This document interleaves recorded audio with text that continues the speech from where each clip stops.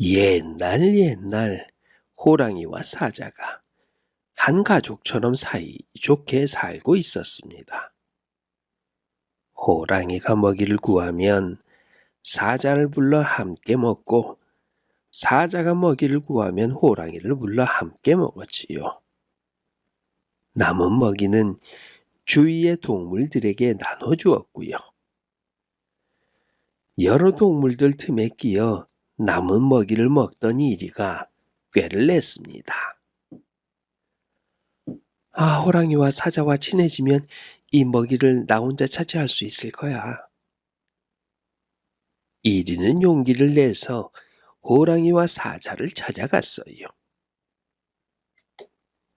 동물들의 왕이신 호랑이님과 사자님이시여, 저게 두 분을 모실 영광을 주십시오. 그러자라도 서로에게 오감에 연락할 심부름꾼이 필요했는데 잘 됐구나. 잘 할 수 있겠느냐?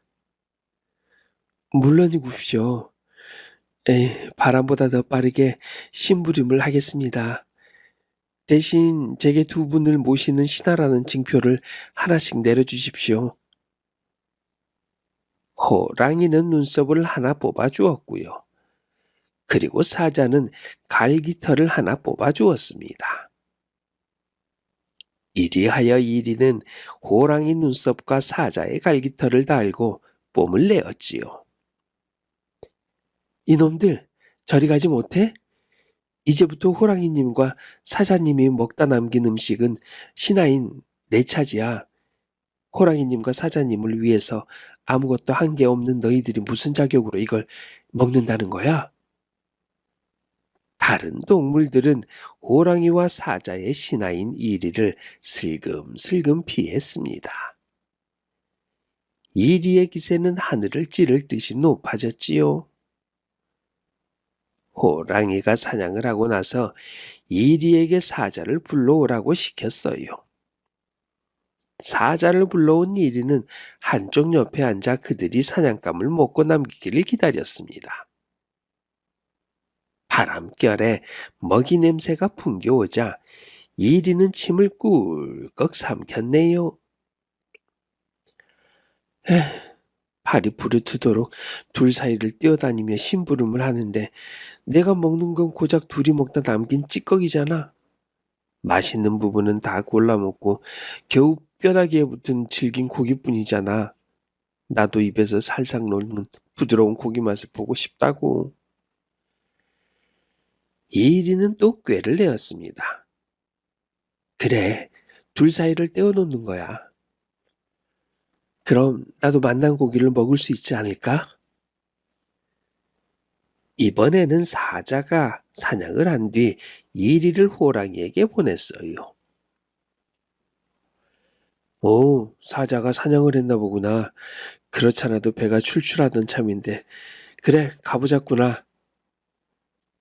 호랑이가 일어섰습니다. 그게 아니라, 이리가 쩔쩔 매는 신용을 해요. 왜 그러느냐? 무슨 일 있어? 호랑이가 물었습니다. 글쎄, 이 말씀을 전해야 하는 건지 어째야 하는 건지 모르겠네요. 아니, 무엇 때문에 그래? 사자와 나는 비밀이 없는 사이니까 어서 말을 해봐. 그, 그게요. 사자님께서 저를 보내신 이유는 호랑이님을 지키라고. 뭐라고? 그게 무슨 소리야? 나를 왜 지키라는 거야? 아니, 사자님이 호랑이님은 힘들게 사냥해 놓으면 뒤에 와서 맛있는 부위만 골라 드신다면서 오늘은 천천히 오시라고. 뭐야? 사자가 그랬단 말이지? 누가 할 소리를 하는 거야? 가서 전해라. 혼자 먹고 잘 살라고. 화가 난 호랑이가 소리쳤습니다. 혼자 온 이리에게 사자가 물었어요. 어째서 혼자 오느냐? 호랑이에게 전했어? 예. 그게 이리는 난처한 듯 또 쩔쩔매는 신용을 했습니다. 사자가 재촉을 하자 마지못해 말하는 듯 말을 시작해요. 아니, 가보니까 호랑이님께서는 벌써 사냥한 고기를 드시고 계셨어요. 뭐? 혼자 먹고 있었다고? 나는 이렇게 기다리고 있는데? 제가 말씀을 드렸더니 사장님은 힘들게 사냥해 놓으면 뒤에 와서 맛있는 부위만 골라 드신다면서 이제는 혼자 드시겠답니다. 하이 참, 누가 할 소릴. 그러고 싶으면 그러라지. 나도 아쉬울 것도 없다. 그날 이리는 사자가 먹고 남긴 음식을 실컷 먹었습니다. 호랑이와 사자가 나중에 사실을 알면 아이고 나를 가만두지 않을 거야. 그러니 내가 먼저 선수를 쳐야겠다. 호랑이님을 찾아간 이리가 말했어요. 호랑이님, 앞으로는 사자님을 조심하셔야겠어요. 사자님이 동물들의 왕이 되겠다고 동물들을 모으고 있어요. 이번에는 사자를 찾아가서 말을 하네요. 사자님, 호랑이님을 조심하세요. 동물들에게 두 왕은 필요 없대요. 저한테도 사자님과 호랑이님 중 하나를 선택하래요. 뭐라고? 그래 너는 누구를 택하겠다고 했지? 아이 물론 저야 사자님께 온 걸 보면 모르겠어요. 저는 영원히 사자님 편이죠. 예리는 또 호랑이를 찾아갔습니다. 호랑이님, 사자님이 호랑이님을 무찌르고 싶다고 이빨과 발톱을 갈고 있어요. 그렇다고 해도 저는 호랑이님의 영원한 종이랍니다. 이렇게 해서 이리는 호랑이가 남긴 먹이를 실컷 먹었습니다. 이리는 호랑이와 사자 사이를 이리저리 왔다 갔다 하며 맛난 먹이를 배부르게 먹었어요. 그래 이리는 살이 통통하게 쪘네요. 그날 또 이리는 사자가 사냥하는 것을 보며 나무 그늘에 앉아 기다리고 있었습니다. 살이 찌니까 돌아다니는 것도 귀찮기만 했지요. 그래서 들판에서 무슨 일이 벌어지고 있는지도 까맣게 몰랐어요. 먹이를 먹던 사자와 호랑이가 마주친 사건이 벌어진 것이었습니다. 나를 누르고 왕이 되겠다더니 어째서 사냥만 하고 있느냐? 사자가 물었어요. 에? 너야말로 나를 무찌르겠다고 이빨과 발톱을 갈고 살고 있다면서? 호랑이가 물었습니다. 그 사이에 사냥감은 도망치고 말았지요.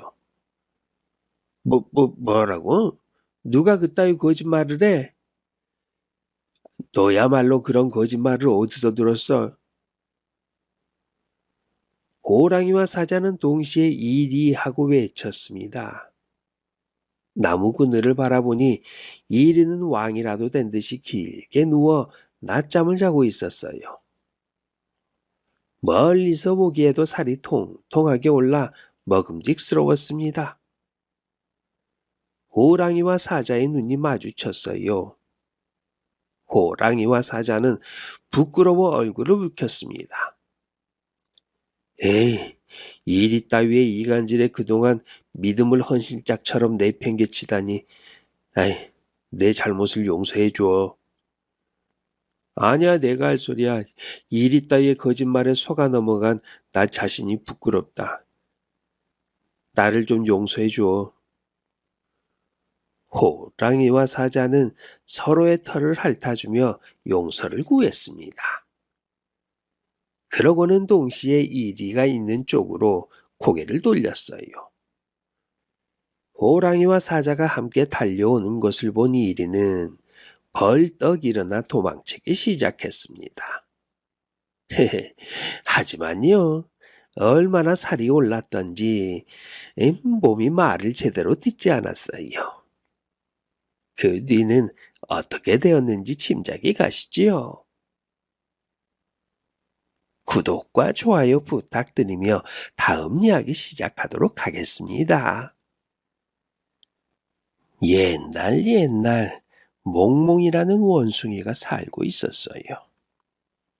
이 몽몽이는요, 원숭이 마을 아이들 중에서 가장 욕심이 많았습니다. 오늘 아침만 해도 엄마가 몽몽이네 5 형제에게 호두를 똑같이 5개씩 나눠주었지요. 호두를 받은 다른 형제들은 나무 아래로, 가지 위로, 덤불 아래로 아침을 먹으러 흩어졌지만 몽몽이만은 계속 그 자리에 서서 손바닥을 내민 채 엄마를 졸라댔습니다. 더 달라고 말이죠. 그러면 가끔 엄마가 1~2개를 더 줄 때가 있거든요. 하지만 오늘은 남은 것이 없어요. 몽몽이는 엄마가 빈 바구니를 뒤집어 보인 다음에야 물러났습니다. 그 사이 아침을 다 먹은 형제들은 나뭇가지에 꼬리를 말고 물고 나무 서기를 하거나 그네 타기를 하며 놀고 있었지요. 하지만 몽몽이는 아무도 없는 나무 위로 올라가 그 중에서도 가장 높은 가지 위에 자리를 잡았습니다. 혹시라도 누가 호두알을 달라고 하면 큰일이 나니까요. 그러고는 호두를 아껴 천천히 먹었습니다. 오, 저기 사과가 떨어져 있다. 옆 나무에 있던 둘째 형이 소리를 치네요. 어디야, 어디? 그거 내 거야. 몽몽이는 호두를 먹다 말고 잽싸게 나무를 타고 미끄러져 내려갔어요. 게으른 몽몽이가 제일 빠르게 움직일 때는 먹을 것을 차지할 때였습니다. 몽몽이는 파리를 낚아채는 두꺼비보다도 더 빨리 사과를 주워들었죠. 야, 내가 제일 먼저 발견했잖아. 뒤늦게 달려온 둘째 형이 말했습니다. 아니야, 이거 내가 먼저 주웠어. 몽몽이는 사과를 다리 사이에 감추곤 꼼짝도 하지 않았어요. 에이, 욕심꾸러기. 너 혼자 다 먹어라, 다 먹어. 몽몽이는 둘째 형이 간 뒤에야 그 자리를 떠났지요. 그러고는 덤불 속에 숨어서 혼자서만 야금야금 사과를 먹었습니다. 몽몽이 사전엔 남에게 먹을 것을 나눠주는 법이 절대로 없었거든요.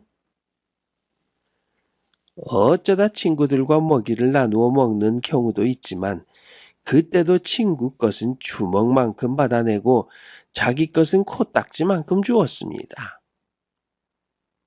그날도 몽몽이는 뭐 먹을 것이 없을까 두리번 하고 있었어요. 그때 염소 할머니가 머리에 이고 가는 콩그릇이 보였습니다. 잘 여문 노랗고 통통한 콩을 보는 순간 몽몽이는 침이 꼴깍 넘어갔지요. 저 콩을 먹었으면 얼마나 고소할까. 몽몽이는 가지 타기를 하며 염소 할머니를 계속 따라갔습니다. 그러다가 염소 할머니가 멈춰서 잠시 쉬는 사이 몽몽이는 얼른 콩 한 줌을 쥐었어요. 하지만 콩 한 줌으론 만족할 수가 없었습니다. 눈앞에 보이는 콩을 두고 나무로 올라갈 수가 없었어요. 나무로 돌아갈 수가 없었지요. 몽몽이는 한 손으로 나뭇가지를 잡고 매달려서 얼른 콩을 또 한 줌 쥐었습니다. 그 순간 손에 쥐고 있던 콩은 땅바닥으로 쏟아졌지요. 바닥에 떨어진 콩은 쥐들이 달려와 물고 갔습니다. 이것밖에 안 되네. 몽몽이는 또 한 줌 집어냈어요. 물론 먼저 손에 쥐고 있던 콩은 또 바닥으로 떨어졌고요. 이번엔 다람쥐들이 달려와 그 콩을 물고 갔습니다. 아유, 또 요만큼밖에 안 되네. 몽몽이는 또다시 집어들었지요. 이번에도 손에 있던 콩들이 떼구르르 굴러 떨어졌습니다. 그 콩은 비둘기들이 물어갔지요. 아, 이상하다. 왜 이렇게 콩이 많아지지가 않는 거지? 몽몽이는 얼른 한 줌을 또 움켜쥐었습니다. 이번에는 까치들의 둥지로 콩이 떨어졌어요. 둥지 안에 있던 까치들은요, 이게 웬 떡이냐며 좋아했습니다. 염소 할머니는 머리에 인 콩 그릇이 점점 가벼워지는 것을 느꼈지요.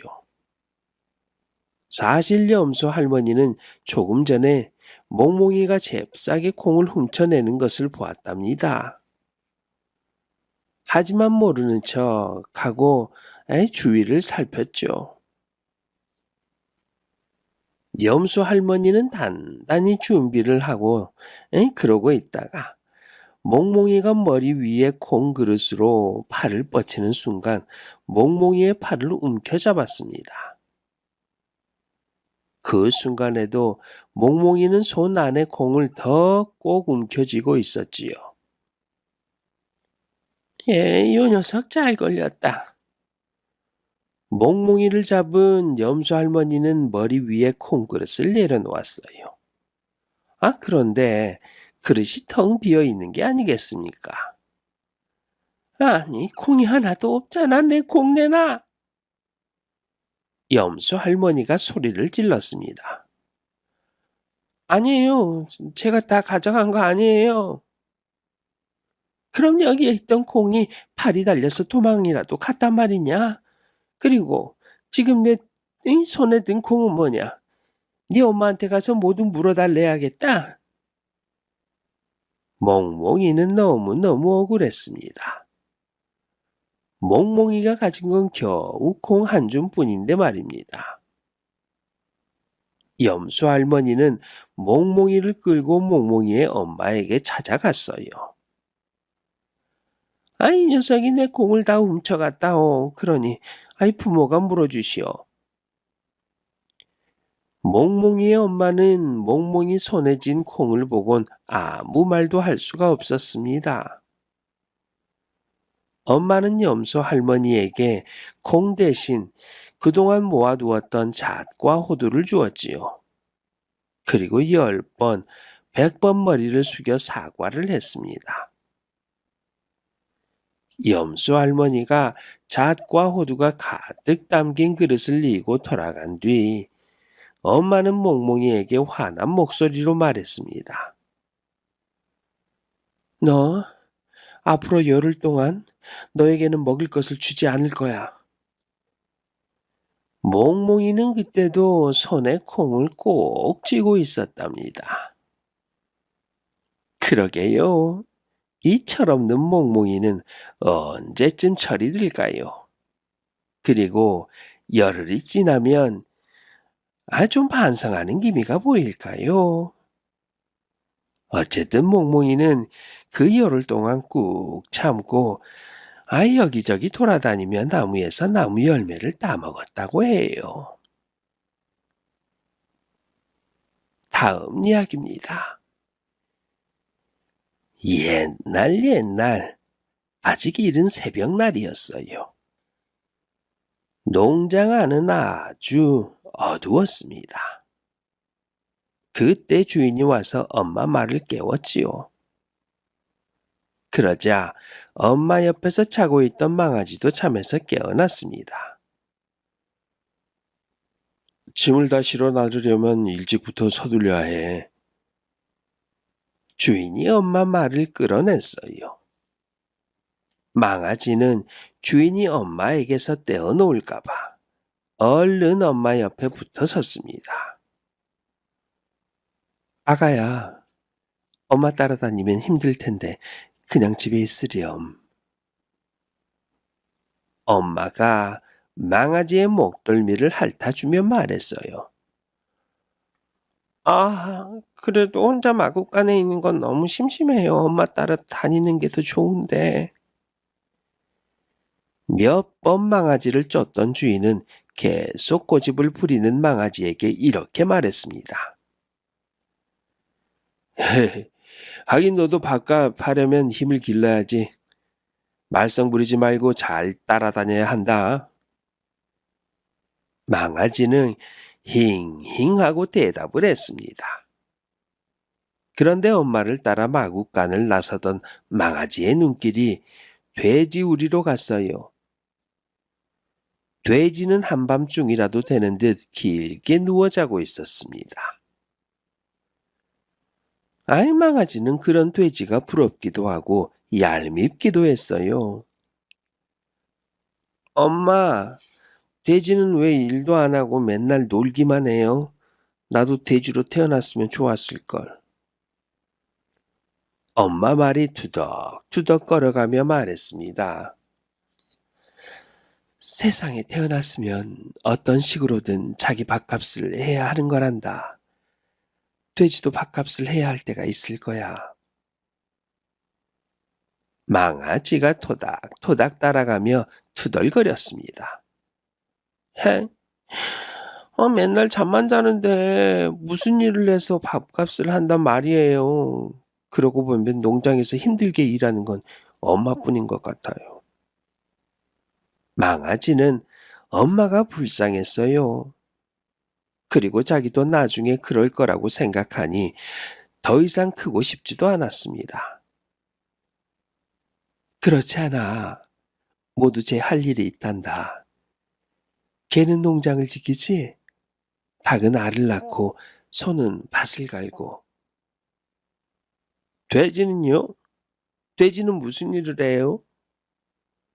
그건 나중에 차차 알게 될 거야. 차차, 차차. 그날 또 엄마는 온 몸의 기운이 다 빠질 때까지 짐을 실어 날랐습니다.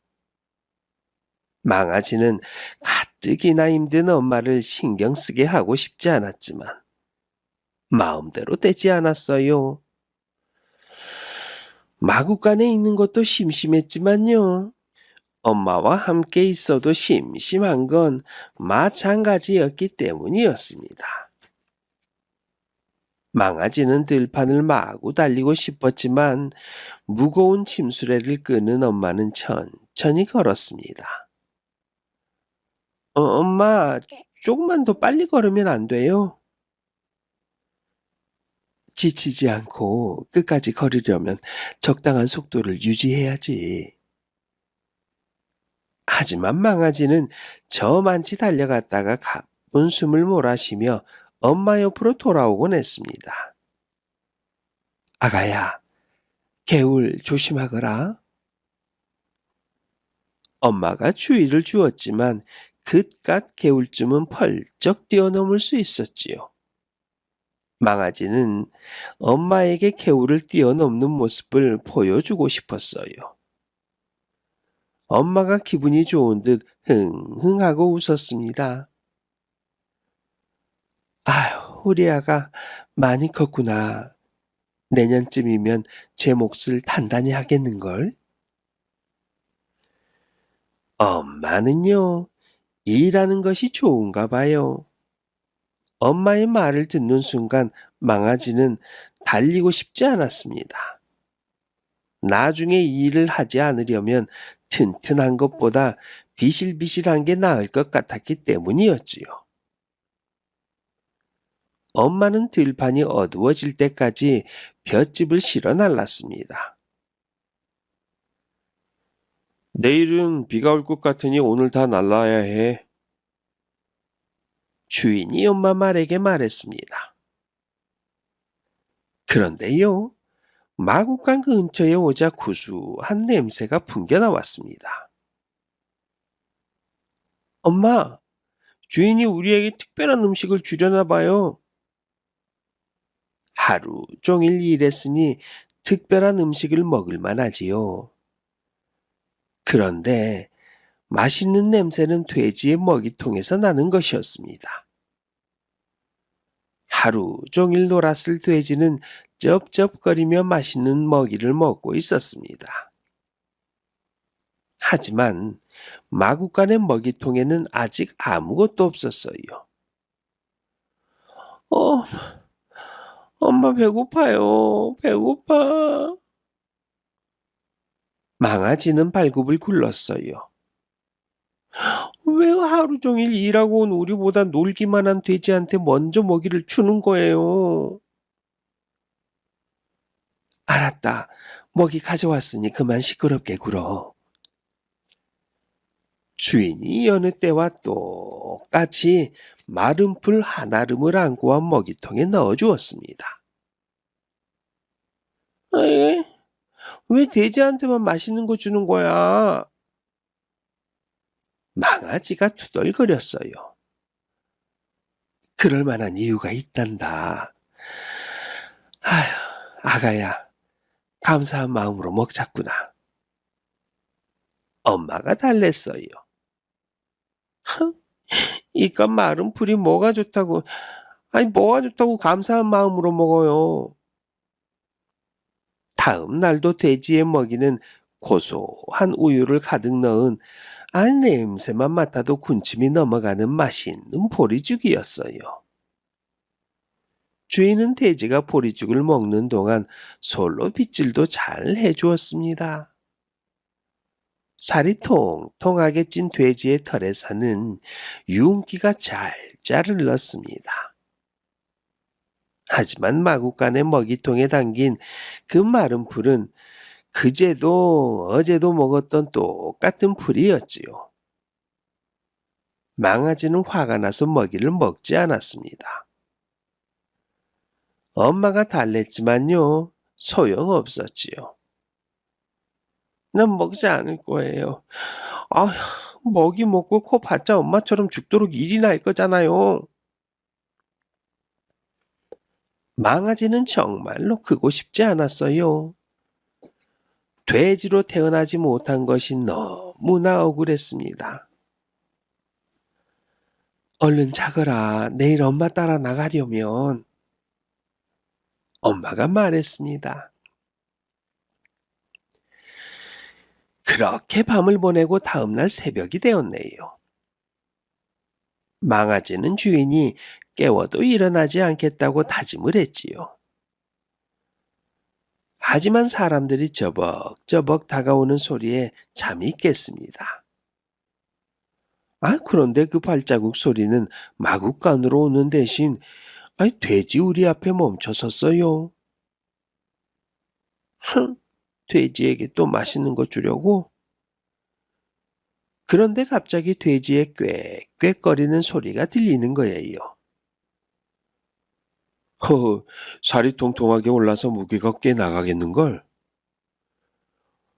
그럼 내가 얼마나 신경 써서 키웠는데 일하는 말보다도 이놈한테 더 맛있는 거를 아주 많이 해먹겠다고. 자, 돼지야, 이제 밥값을 해야지. 엄마, 이제야 돼지한테 일이나 좀 시키려나 봐요. 망아지의 눈이 휘둥그레졌습니다. 며칠 뒤라면 나라님의 생신이란다. 그 잔치에 쓰려는 거지. 엄마가 알려주었습니다. 에? 그럼 돼지가 잔치에 참가한다는 거예요? 좋겠다. 잔치에나 놀러 다니고. 망아지가 한숨을 쉬었습니다. 하지만 돼지는 수레 위에 올라타지 않으려고 꾀꾀거리며 버텼지요. 엄마, 돼지는 잔치에 놀러 가는데 왜 저래요? 나 같으면 얼른 타겠는데. 잔치에 왜 가는지 알고 있기 때문이지. 엄마는 말했습니다. 망아지는 고개를 갸웃거리며 억지로 끌려가는 돼지의 모습을 지켜보았답니다. 다음 이야기입니다. 옛날 숲속 연못에서 자라가 살고 있었습니다. 그 자라는요, 참으로 말이 많았습니다. 늘 떠들어대며 여기저기 참견하느라고 바빴지요. 두꺼비 영감님, 어째 피부가 우둘투둘한 것 같수다? 뭐 잘못 짜신 거 아니요? 두꺼비가 못 들은 척하고 있으면 자라는 10번, 20번이라도 계속해서 물었습니다. 귀찮아진 두꺼비가 대답을 하면 자라는 그 말이 떨어지기가 무섭게 부지런히 헤엄을 칩니다. 누구에게든 두꺼비의 이야기를 전해야 하니까요. 아유, 물방개야, 두꺼비 영감 피부 봤지? 너 왜 그런 줄 아니? 자라가 오는 것을 보고 숨으려다가 붙잡힌 물방개가 말했습니다. 글쎄 내가 보기엔 전하고 똑같던데요? 아유, 이렇다니까. 쌀쌀거리고 돌아다니면 뭐해. 그런 것 하나 제대로 못 보고 말이야. 글쎄 있지? 죽은 잠자리 먹고 식중독에 걸렸대. 게으름 피울 때부터 내가 알아봤어. 두고 봐. 이제 두꺼비 할멈한테도 쫓겨날 거야. 자라는 재빨리 말했습니다. 두꺼비는 단지 좀 전에 잠자리 한 마리 먹은 것밖에 없는데 라고 말했을 뿐인데요. 물방개야, 너 요새 보리방개랑 잘 돼가니? 다른데 소문 낼까봐 이야기 안 할래요. 물방개가 도망치자 자라는 계속해서 쫓아갔습니다. 아우, 얘는 내가 입이 얼마나 무거운데 그러냐? 내가 물에 빠져 죽으면 다 입이 무거워서 그런 줄 알아. 너 참, 너 보리방개랑 뽀뽀했지? 했구나? 했지? 했구나. 여기서 대꾸 없이 그냥 가버리면 자라는 물방개랑 보리방개랑 뽀뽀했다고 소문이 낼 게 뻔했어요. 뽀뽀는 누가 했다고 그래요. 그냥 딱 한 번 손밖에 잡은 것밖에 없는데. 얼굴이 빨개진 물방개가 소리쳤습니다. 그렇지? 내가 그럴 줄 알았어. 자라는 또 재빨리 돌아섭니다. 아무한테도 이야기하면 안 돼요. 자라에게 물방개의 말은 들리지도 않지요. 수염을 쫑긋거리며 물풀 그늘에서 쉬고 있는 잉어를 보았기 때문이에요. 잉어 양반, 조만간 물방개랑 보리방개랑 결혼을 할 것 같네요. 그때 잉어 양반이 줄에 좀 서주시오. 믿을 만한 얘기요? 어제까지만 해도 둘이 싸우던데. 잉어는 시큰둥한 목소리로 말했습니다. 아따, 어쩜 몰라도 그렇게 모르시오? 그게 다 사랑 싸움이잖아. 안 해봤소? 참, 잉어 양반이야말로 어제 부부싸움 했다더니 화해는 했소? 잉어는 킁킁 헛기침을 하며 슬그머니 돌아섰지요. 자라는 잽싸게 잉어를 가로막으며 섰습니다. 혹시 잉어 아줌마 집 나간 것 아니요? 왜 나갔으면 좋겠소? 내 마누라는 집에 멀쩡히 잘 있으니까 걱정 마시오. 어머, 그런데 왜 얼굴에 그늘이 가득해요? 오지랖 넓게 남 참견하지 말고 자기 앞가림이나 하고 다니시오. 지금 석 달 열을 하고도 또 석 달 열흘 동안 비가 안 와 연못이 바닥나게 생긴 건 모르시오? 잉어는 물풀 속으로 사라졌습니다. 잉어 아줌마 집 나간 게 틀림없어. 무슨 재미가 있다고 저렇게 무뚝뚝한 남편이랑 살겠어? 이 소식을 또 누구한테 전하지? 옳지. 저기 미꾸라지가 보이는군. 자라는 연못물이 줄어든다는 잉어 말은 귓등으로 흘려들었습니다. 자라가 태어나서 이제껏 사는 동안 한 번도 말라본 적이 없는 연못이니까요. 하지만 그 뒤로도 비는 오지 않았어요. 연못물은 눈에 띄게 줄어들었습니다. 연못 식구들은 모두 걱정 어린 모습들이었지만요. 자라만 태평이었어요. 자라는 저 나름대로 생각이 있었습니다. 연못에 가끔 놀러 오는 고니한테 부탁해서 다른 연못으로 데려다 달라고 할 속셈이었지요. 그러면 자라 걸음으로 열흘이 걸릴 곳을 한 달 걸음에 갈 수 있을 테니까요. 그러게, 나처럼 머리가 좋으면 손발이 고생을 안 하는 거야. 자라는 좋은 꾀를 낸 자신이 너무 대견스러웠습니다. 고니가 올 적마다 이야기 동무를 해주길 정말 잘했지 뭐예요. 드디어 고니가 연못에 내려앉았어요. 고니 아가씨, 나를 다른 연못으로 좀 데려다 주세요. 고니가 자라를 입에 물고 날아오르자 연못 식구들은 부러움 반 걱정 반이 섞인 얼굴로 쳐다보았습니다. 부러워 죽겠지? 그동안 나더러 말 많다고 흉보더니 니들이 이제 꼼짝없이 연못에서 죽게 생겼어. 그거 참 쌤통이다. 처음으로 하늘을 날게 된 자라는 눈앞이 빙빙 돌면서도 신바람이 났지요. 아이 세상에서 하늘을 난 자라는 저 혼자일 테니까 말이에요. 새 연못에 가서 이야기를 하려면 잘 봐두고 알아둬야 했지요. 고니 아가씨, 저 아래 보이는 저 빨간 것이 뭐예요? 고니는 대답을 하지 않았어요. 하지만 자라는 고니의 입을 열게 할 자신이 있었어요. 10번, 100번 물어대면 귀찮아서라도 대답을 해줄 테니까요. 고니 아가씨, 저 파란 건 뭐예요? 저기 반짝이는 것도 있네.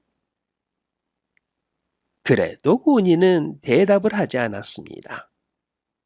잘하는 상대방의 약을 올려 입을 열게 하는 방법을 잘 알지요. 고니 아가씨, 입냄새 날까봐 말 안 하는 거지요? 며칠이나 안 닦았수? 열흘? 한 달? 혹시 석 달 열흘 안 닦은 건 아니겠지요? 드디어 고니가 입을 열었습니다.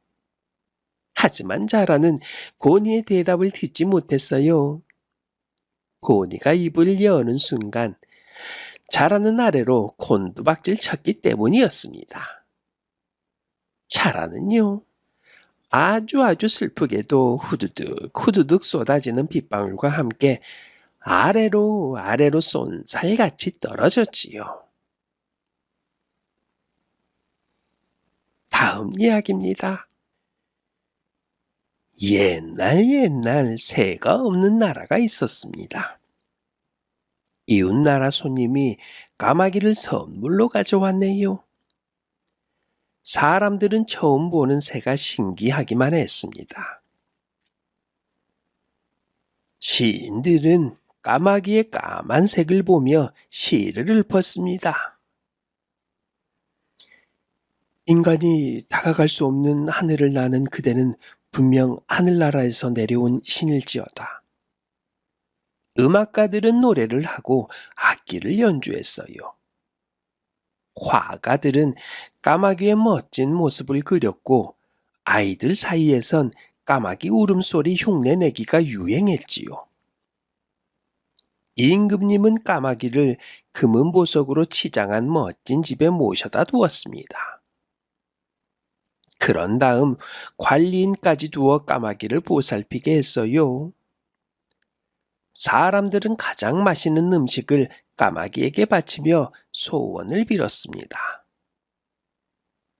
까마귀는 처음엔 모든 것이 어리둥절하기만 했습니다. 그동안 까만색이 불길하다더니 이 까마귀가 울면 재수가 없다느니 하는 사람들에게 쫓겨다니기 일쑤였거든요. 그래서 새가 없던 나라 사람들이 음식을 갖다 바치며 소원을 빌면 미안해서 이렇게 말하곤 했지요. 저는 아무것도 몰라요. 그저 많고 많은 까마귀 떼 중 한 마리일 뿐이에요. 물론 사람들의 귀엔 까깍, 까깍 하는 소리로만 들렸지만요. 까마귀 울음소리를 들은 사람들은 그 소리가 기도에 대한 대답이라고 여기며 더욱 머리를 깊이 숙이며 절을 하는 거예요. 점점 까마귀는 사람들의 찬사에 익숙해지기 시작했습니다. 나는 다른 까마귀들하고는 달라. 그렇고 말고 사람들이 날 이렇게 모시는 것만 봐도 알 수 있잖아. 이런 생각까지 하게 된 까마귀는 나중엔 대답도 잘 하지 않았어요. 그저 가끔가다 심심하면 까깍하고 울었지요. 그러면 사람들은 어쩌다 듣는 대답에 더욱 감격을 했습니다. 시간이 흐르는 동안 까마귀에 대한 소문은 이웃나라에도 퍼졌습니다. 세상에 비밀은 없잖아요. 그 나라에 가면 우리들도 신처럼 공경을 받으며 살 수가 있어. 그래, 우리도 가자. 그 나라에 간 녀석은 우리보다 잘난 것도 없는 녀석이었잖아. 보기만 하면 돌을 던지며 쫓는 사람들 때문에 굶주리며 살던 이웃나라 까마귀들은 새가 없던 나라로 몰려들었습니다.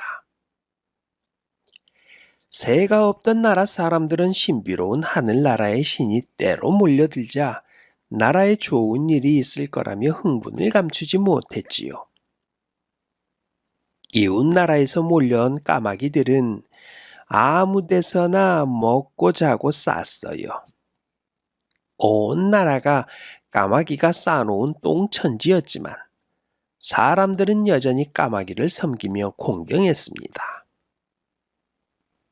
적은 무리의 사람들이 까마귀 때문에 입은 피해에 대해서 말하곤 했지만 쥐도 새도 모르게 감옥에 가거나 나라 밖으로 쫓겨나곤 했지요.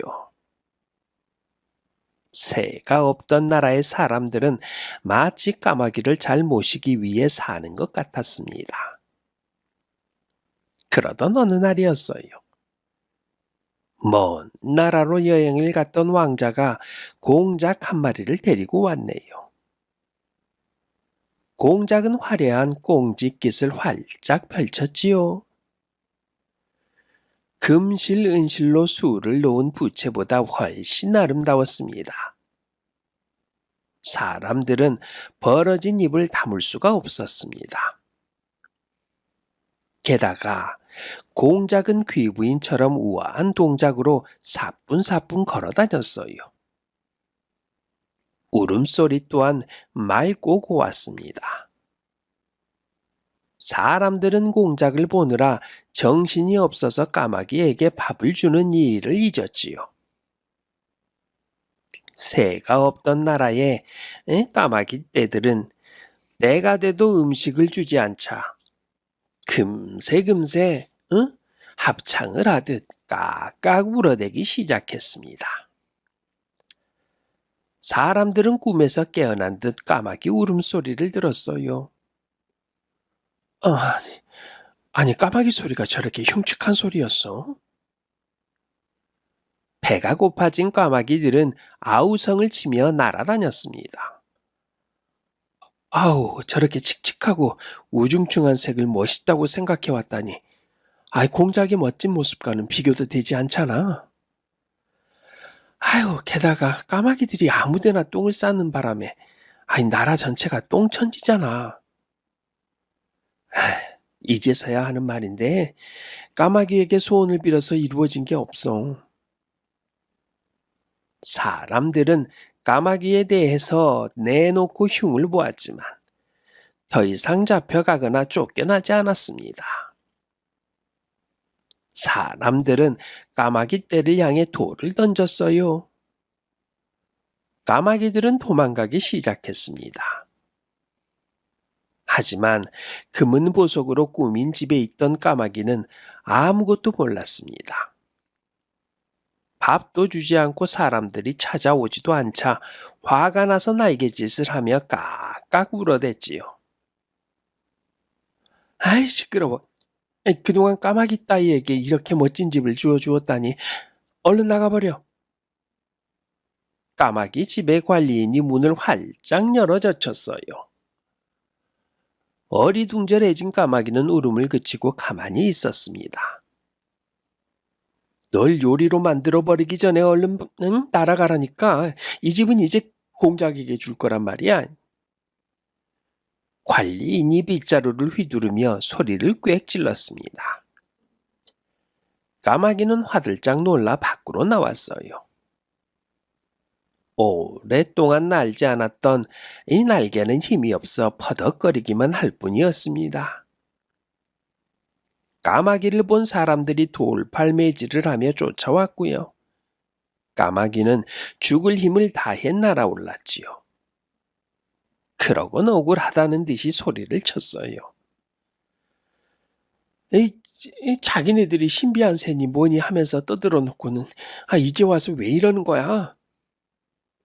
사람들은 마지막 남은 까마귀가 까까 울며 어디론가 사라지자 속이 후련하다는 듯이 손을 털며 공작에게로 몰려갔습니다. 다음 이야기입니다. 옛날 효도하는 앵무새가 살고 있었습니다. 이 앵무새가 엄마한테 이렇게 말을 하고 사냥을 떠나네요. 엄마, 내가 맛있는 먹이 구해올 테니까 집 잘 지키고 계세요. 아들 앵무새가 엄마의 깃털을 쓰다듬어 주며 말했습니다. 얘야, 먹이를 구한다고 위험한 데는 가지 말아라. 나는 내가 위험해지느니 차라리 굶는 게 낫단다. 엄마는 아들이 어릴 때 아들을 잡아먹으려는 구렁이와 싸우다 눈을 다쳐 앞이 보이지 않아요. 그때부터 앵무새 아들이 엄마를 위해 먹이를 구해왔습니다. 못난 엄마 때문에 어린 네가 고생이구나. 다른 애들은 그저 생각 없이 날아다니며 잘 노는데 그럴 나이에 이렇게 너에게 짐이 될 바에야 차라리. 엄마가 한숨을 내쉬었습니다. 엄마 또 무슨 그런 말을 하세요. 덕분에 나는 친구들보다 날개도 더 튼튼해졌고 더 멀리까지 날 수 있게 되었잖아요. 엄마가 내 옆에 있어서 얼마나 힘이 되는 줄 알아요? 나는 엄마만 옆에 있으면 조금도 힘들지 않아요. 자, 세상에서 가장 훌륭한 어머니의 가장 멋진 자식. 자, 엄마의 자식 출발합니다요. 엄마에게 힘찬 목소리로 말한 앵무새 아들은요, 나뭇가지에서 날아올랐어요. 그때였습니다. 친구 앵무새가 와서 이렇게 말을 거네요. 예, 뒷산 마을에 공작이 아기를 낳았다는데 구경 가지 않을래? 친구 치치예요. 친구 치치가 쫓아왔네요. 이 앵무새 아들도 아기 공작의 꽁짓깃은 어떻게 생겼는지 너무 보고 싶었습니다. 하지만 엄마의 먹이까지 구하려면 한가하게 놀러 다닐 짬이 없었지요. 그리고 시간이 나면 앞이 보이지 않는 엄마가 심심하지 않도록 함께 있어야 하지요. 미안하지만 오늘은 바빠서 곤란해. 에휴, 네가 언제 안 바쁠 때 있었니? 지치가 셀쭉 돌아졌습니다. 아, 미안. 미안 지치야. 네가 잘 보고 와서 나한테 얘기 좀 해줘. 알았지? 이렇게 말하고 앵무새 아들 뚜뚜는 먹이를 구하러 떠났습니다. 하지만 온 세상에 가뭄이 들어 먹이를 찾기란 쉬운 일이 아니었지요. 멀리까지 날아다니느라 지친 뚜뚜는 밭 가장자리의 나무까지에 앉았습니다. 밭에서는 농부가 씨앗을 심고 있었지요. 뚜뚜는 당장이라도 밭에 내려가 씨앗을 먹고 싶었지만요. 꾹 참았습니다. 아무리 배가 고파도 남의 먹이를 가로채서는 안 된다. 엄마가 늘 일러주는 말이에요. 부처님, 어서 비를 내려서 풍년이 들게 해주십시오. 농부가 씨앗을 심으며 말했습니다. 그 말을 들은 뚜뚜는 장난을 치고 싶어졌지요. 그러면 그동안은 배고픈 것도 잊을 수 있을 테니까요. 뚜뚜는 목소리를 가다듬어 부처님 흉내를 냈습니다. 나는 부처님이다. 내가 비를 내려 풍년이 되도록 해주면 너는 무엇으로 보답하겠느냐? 어리둥절해 하던 농부가 허리를 굽실거리며 대답했습니다. 그렇게면 된다면야 무엇이든지 하겠습니다. 뚜뚜는 농부가 자기의 장난에 속아 넘어가는 것이 너무나 재미있었어요. 그래, 무엇을 해줄지 어서 말해보아라. 풍년만 들게 해주시면 이 밭에서 난 곡식들을 모든 이웃들과 나눠 먹겠습니다. 농부는 코가 땅에 닿도록 절을 했습니다.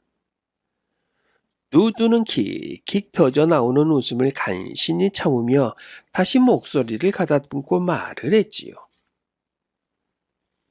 그 말이 진실이었다. 정말 풍년이 들면 너 혼자만 배불리 먹지 않고 이웃들과 나눠 먹겠느냐? 뚜뚜는 정말 부처님이라도 된 양 말했습니다. 그럼요. 누구 앞이라고 거짓말을 아뢰겠습니까? 그렇게 하고 말고요. 가을이 되었네요. 시간 참 빠르지요. 뚜뚜는 엄마와 행복하게 살고 있었습니다. 하지만 여전히 먹이를 구하기는 어려웠어요.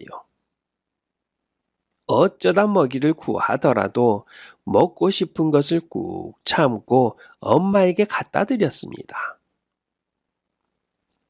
엄마가 이렇게 말하네요. 너는 먹었니? 하고 이렇게 말이죠. 뚜뚜는 그러면 이렇게 대답을 합니다. 앞산 골짜기에 가니까 맛있는 게 얼마나 많던지 실컷 먹었더니 배가 불러요. 이렇게 말이죠. 그러면서 배까지 힘껏 내밀곤 엄마에게 만져보라고 했습니다. 며칠 뒤였어요. 이젠 엄마의 먹이도 구할 수가 없었습니다. 그래서 뚜뚜는 어두워지는 숲속의 나뭇가지에 앉아 한숨만 쉬고 있었습니다. 뚜뚜야, 저녁인데 어째 집으로 돌아가지 않고 여기에 앉아 있느냐? 누군가의 목소리가 들려왔어요.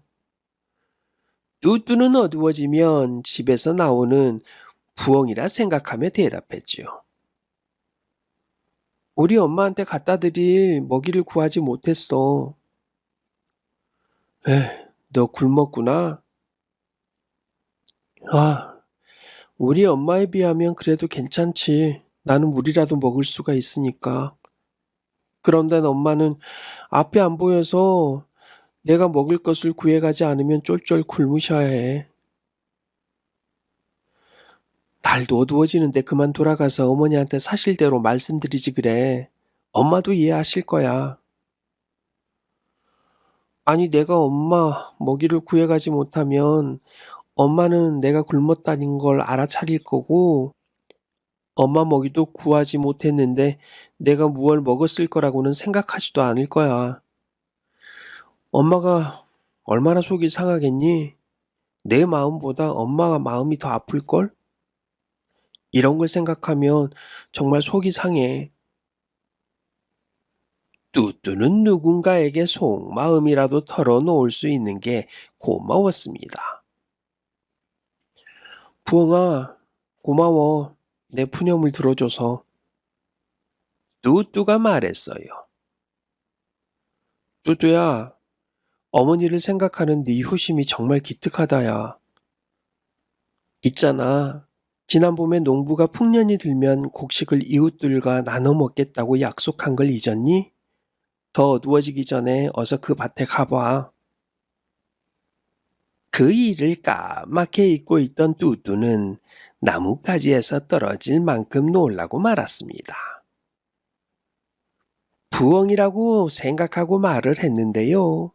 아이, 부엉이가 아니라 부처님의 동자승이었던 거예요. 아, 잘못했습니다. 동자승, 제가 그때 장난으로 부처님 흉내를 내버렸어요. 죽을 죄를 지었어요. 용서해 주세요. 뚜뚜는 동자승에게 용서를 빌었습니다.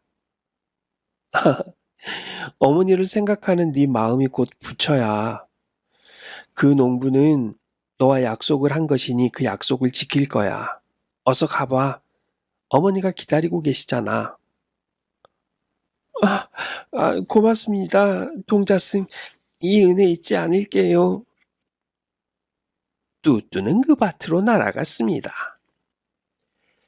동자승 말대로 풍년이 든 밭에는 곡식이 주렁주렁 달려 있었어요.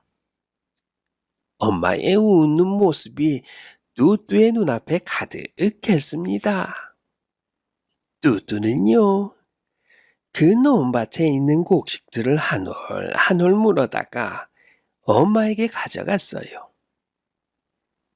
뚜뚜가 생각한 것처럼 엄마는 너무너무 기뻐했습니다. 그리고 맛있게 그 곡식들을 먹었지요. 농부가 약속을 지키기는 제대로 지켰습니다. 얼마나 많은 곡식들을 남겨놓았던지요. 뚜뚜는 이제 힘들게 사냥을 하지 않아도 되었어요. 왜냐하면 그 곡식들을 입에 물어다가 자기 집에 쌓아놓을 수 있었기 때문입니다. 곡식이 얼마나 많았는지 그 곡식을 쌓을 수 있는 공간이 꽉 차서 다른 나무에다가 창고를 만들어 그 곡식을 또 차곡차곡 채워놨지요. 앞이 보이지 않는 엄마를 모시는 지극정성한 뚜뚜의 마음이 이렇게 부자로 만들었네요. 그해 겨울은 유난히 추운 겨울이었습니다. 눈보라가 휘몰아치고 정말 칼 같은 바람이 불었지요. 이 엄동설 안에 만약에 창고에 쌓아둔 곡식이 없었다면 뚜뚜는 영락없이 또 곡식을 주우러 갔어야 했을 것입니다. 또 모르죠. 어린 뚜뚜가 차가운 바람에 칼바람에 얼어 죽었을지도요. 하지만 뚜뚜는 창고에 쌓아둔 곡식으로 한겨울을 아주 배불리 따뜻하게 먹을 수가 있었습니다. 뚜뚜에게는요, 식량이 없는 보릿고개는 없었어요. 그렇게 잘 겨울을 보내고 따뜻한 봄에 다시금 맛난 음식을 주우러 다녔다고 하네요. 오늘 이야기는 여기까지입니다. 좋은 시간 되셨다면 구독과 좋아요 부탁드립니다. 구독과 좋아요는 아시는 것처럼 큰 힘이 됩니다. 오늘도 함께 해주셔서 정말로 감사드리며 더 좋은 이야기로 찾아뵙겠습니다. 감사합니다.